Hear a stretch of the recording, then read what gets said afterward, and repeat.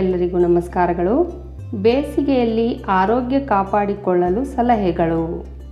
ಬಿಸಿಲಿನಲ್ಲಿ ಹೊರಗೆ ಹೋಗುವುದನ್ನು ಆದಷ್ಟು ತಪ್ಪಿಸಿಕೊಳ್ಳಿ.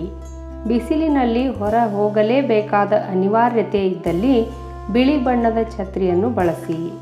ಬಿಸಿಲಿನ ಪ್ರಖರತೆಯನ್ನು ಕಪ್ಪು ಮತ್ತು ನೀಲಿ ಬಣ್ಣ ಬೇಗ ಹೀರುವುದರಿಂದ ಕಪ್ಪು ಮತ್ತು ನೀಲಿ ಬಣ್ಣದ ಬಟ್ಟೆಗಳನ್ನು ಧರಿಸಬೇಡಿ. ಸಾಧ್ಯವಾದಷ್ಟು ಕಾಟನ್ ಬಟ್ಟೆಗಳನ್ನು ಧರಿಸಿ.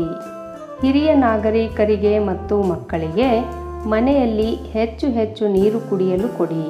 ಈ ಬಿಸಿಲಿನಲ್ಲಿ ವಿಟಮಿನ್ ಸಿ ಕೊರತೆ ಎದುರಾಗುವುದರಿಂದ ಹೆಚ್ಚು ನಿಂಬೆಹಣ್ಣಿನ ಜ್ಯೂಸ್ ಮಾಡಿಕೊಂಡು ಕುಡಿಯಿರಿ. ಸಕ್ಕರೆ ಬದಲು ಬೆಲ್ಲವನ್ನು ಬಳಸಿ. ಬೆಳಿಗ್ಗೆ ಎದ್ದ ತಕ್ಷಣ ತುಳಸಿ ಎಲೆಗಳನ್ನು ಮಿಕ್ಸಿಯಲ್ಲಿ ರುಬ್ಬಿಕೊಂಡು 2 ಲೋಟದಷ್ಟು ನೀರನ್ನು ಬೆರೆಸಿ ಕುಡಿಯಿರಿ. ಇದರಿಂದ ಕೆಲಸ ಮಾಡುವಾಗ ಸುಸ್ತಾಗುವುದಿಲ್ಲ.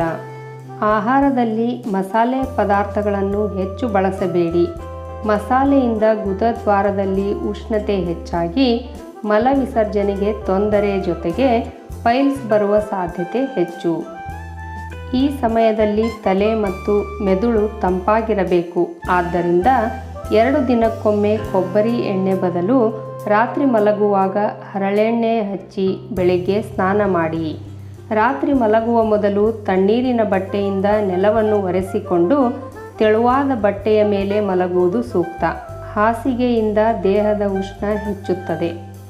ಹೆಸರು ಕಾಳುಗಳನ್ನು ನೀರಿನಲ್ಲಿ ಅರ್ಧ ಗಂಟೆಯಷ್ಟು ನೆನೆಸಿಟ್ಟು ನಂತರ ಮಿಕ್ಸಿಯಲ್ಲಿ ಜ್ಯೂಸ್ ಮಾಡಿಕೊಂಡು ದಿನಕ್ಕೆ 2 ಬಾರಿ ಕುಡಿಯಿರಿ. ಇದರಿಂದ ದೇಹ ತಂಪಾಗಿರುತ್ತದೆ. ಈ ಸಮಯದಲ್ಲಿ ಮೊಸರಿನ ಬದಲು ಮಜ್ಜಿಗೆಯನ್ನು ಆಹಾರಕ್ಕೆ ಬಳಸಿ. ಇದರಿಂದ ಜೀರ್ಣಕ್ರಿಯೆ ಚೆನ್ನಾಗಿ ಆಗುವುದರಿಂದ ಅಸಿಡಿಟಿ ಆಗುವುದಿಲ್ಲ. 5 ವರ್ಷದ ಒಳಗಿನ ಮಕ್ಕಳಿಗೆ ಪ್ರತಿ ಅರ್ಧ ಗಂಟೆಗೊಮ್ಮೆ 1 ಚಿಟಿಕೆಯಷ್ಟು ಅಯೋಡಿನ್ ಉಪ್ಪು ಬೆರೆಸಿದ ನೀರನ್ನು ಕುಡಿಸುತ್ತಿರಬೇಕು. ಇದರಿಂದ ಮಕ್ಕಳಿಗೆ ಡಿಹೈಡ್ರೇಷನ್ ಆಗುವುದಿಲ್ಲ. ಈ ಸಣ್ಣ ಪುಟ್ಟ ಸಲಹೆಗಳನ್ನು ಅನುಸರಿಸುವುದರ ಮುಖಾಂತರ ಬೇಸಿಗೆಯಲ್ಲಿ ನಮ್ಮನ್ನು ನಾವು ರಕ್ಷಿಸಿಕೊಳ್ಳೋಣ. ಜೊತೆಗೆ ನಮ್ಮ ಆರೋಗ್ಯವನ್ನು ಸಹ ಚೆನ್ನಾಗಿಟ್ಕೊಳ್ಳೋಣ. ಈ ವಿಡಿಯೋ ನಿಮಗೆಲ್ಲ ಇಷ್ಟ ಆಗಿದ್ದರೆ ದಯವಿಟ್ಟು ನನ್ನ ಚಾನಲನ್ನು ಸಬ್ಸ್ಕ್ರೈಬ್ ಮಾಡಿಕೊಳ್ಳ್ರಿ. ಅದರ ಜೊತೆಗೆ ನಿಮ್ಮ ಎಲ್ಲ ಸ್ನೇಹಿತರಿಗೂ ಈ ವಿಡಿಯೋವನ್ನು ಶೇರ್ ಮಾಡಿರಿ. ಧನ್ಯವಾದಗಳು.